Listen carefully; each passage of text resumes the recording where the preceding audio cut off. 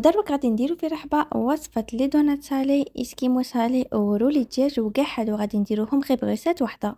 اول حاجه هنا عندي صدر تاع الدجاج راه فيه تقريبا كيلو و200 غرام، رحيتها كيما هكا فلاشوار، نزيدو عليه حبه نتاع بصل تكون كبيره اللي كنت رحيتها تاني مع 7 سنات نتاع الثوم اللي يكونوا كبار، نزيدو عليهم صفار 2 حبات بيض، الملح الحرور وتوابل الدجاج، نزيدو عليهم شويه تاع المعدنوس اللي كنا ديجا قطعناها رقيقه وزوج مغارف كبار لا شابليغ ونخلطوهم غايه كيما هكا حتى يتمازجوا لي مع بعض ويولي الخليط تاعنا متجانس، وهذا هو القوام اللي كنت تحصلت عليه. نفرشوا السيلوفان نتاعنا كيما هكا ونديروا كميه من الدجاج بهذه الطريقه، والكميه انت تحكمي فيها على حساب الرولي راكي باغيه ديريه. انا درتها حجم متوسط، درت كوانتيتي كيما هكا نتاع الدجاج، السقه نتاعها ترجع كيما هكا الشكل مستطيل، ودروك بالنسبه للحشو كنت درت له كيما هكا فرماج هذا سلايس، وانتم تنجموا ديروا شي تبغوا مع شويه نتاع الفرماج البلون، سقمتهم بهذه الطريقه ودروك الرولي نتاعنا كيما هكا، وعاونوا روحكم بهذاك البابي فيلم وكل خطره قعدوا تدوروا وتزيروا عليه بهذه الطريقه سيرتو في البدايه هكا باش الرولي تاعكم يحكم لا فورم نتاعه ويجيكم شباب في الشكل نتاعو. بعد ما شكلناه نبلعوا عليه كيما هكا بالبابي فيلم ونزيروا عليه غايه في الكوتي، نربطوه ونقلعوا له هذوك الزوائد والرولي تاعنا راه واجد.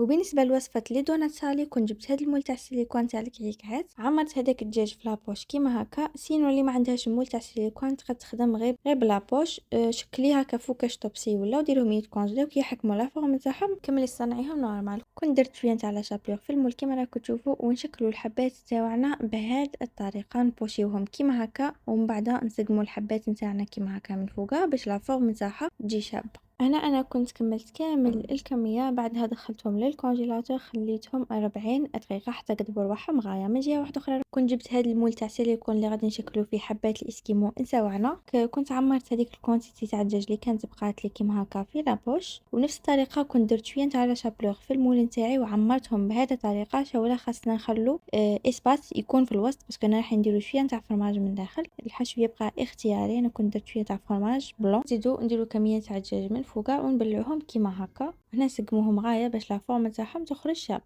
كملت خدمت كامل الكوانتيتي اللي كانت عندي، ودروك نروحو نديرو المول تاعنا في الكونجيلاتور حتى يقدبوا رواحهم غايه هكا باش نجمو نكملو نصنعوهم، وكنت خليتهم حوالي نصف ساعه. بالنسبه لا شابلور اللي كنت استخدمت هذه لا شابلور نتاع كوكو فود، هذه فيها 200 غرام نورمالمون دير 20 ميل كيما كاينه تاع كيلو. من جهه اخرى كنت خرجت لي صالي تاعي من الكونجيلاتور كيما راكم تشوفوا راهم قاعدين رواحهم غايه، خاصكم تخلوهم يقدبوا رواحهم غايه باش الشكل نتاعهم يخرج لكم شباب. من جهه اخرى كنت جبت الفارينه البيض ولا شابلور، نرمدوهم كيما هكا في الفارينه، نقيسوهم في هذاك البيض نفوتوهم كيما هكا ونعاود نرمدوهم في لا شابلور بهذه الطريقه. وبالنسبه لهاد النوعيه تاع لا شابلور بزاف شابه باسكو راح تشكل لك واحد الطبقه تقعد لك مقرمشه لاطول مده ممكنه، وهذه هي النتيجه النهائيه.